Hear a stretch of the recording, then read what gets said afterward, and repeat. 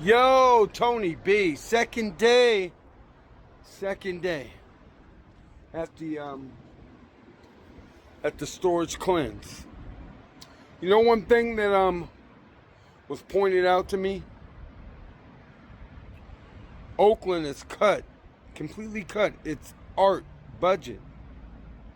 I was like, no wonder why I moved to Oakland. I finally got me a place. The thing I couldn't do before, when I first got me a place, was I couldn't get any grants before I had an address. I remember years ago, I was watching all my friends, Shaka and his wife, brother who does jewelry and everything. They were getting all these grants simply because they had an Oakland address. I didn't have an Oakland address. I was in the Bay sleeping in my car, but I didn't have an address. Now that I finally got a place, there's no grant money, no nothing. That would just like really hook me up right now. But in saying this, also, maybe that's why I'm struggling so much as an artist. But like I'm saying, saying this, a friend of mine by the name of Trey, beautiful goddess, been in the community for years, 10 toes down, has always had my back. She said, well, if they gonna cut all the grant money, I'm gonna start my own art program for children. So, me knowing how the universe works, even when you don't have anything to give, you give anyway. Even when you have no money, you have nothing in your, it looks like there's nothing going your way, you give anyway. You continue to give, and then you give some more, if you can. So today, I'm gonna try to give as many of the pieces of clothing that they can paint on to her organization. She's teaching young children how to do arts.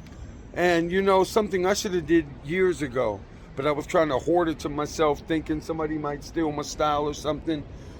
I need to start teaching people how to stencil. I need to do a stenciling workshop, and I think I'm going to do it with these kids first. And then I'm going to eventually go online, and I'm going to have to do a street art course, because there's so many people out here. Even when I was at Temescal, so many people trying to sell their art on the streets that don't know how to sell their art on the streets. So they end up selling no art on the streets while they're over there looking at me. While they're looking at me and watching me make a lot of money on the streets selling my art. And I need to teach them how to sell their art on the streets. So no matter where you are in the world, you can make money on the streets selling art the way I did.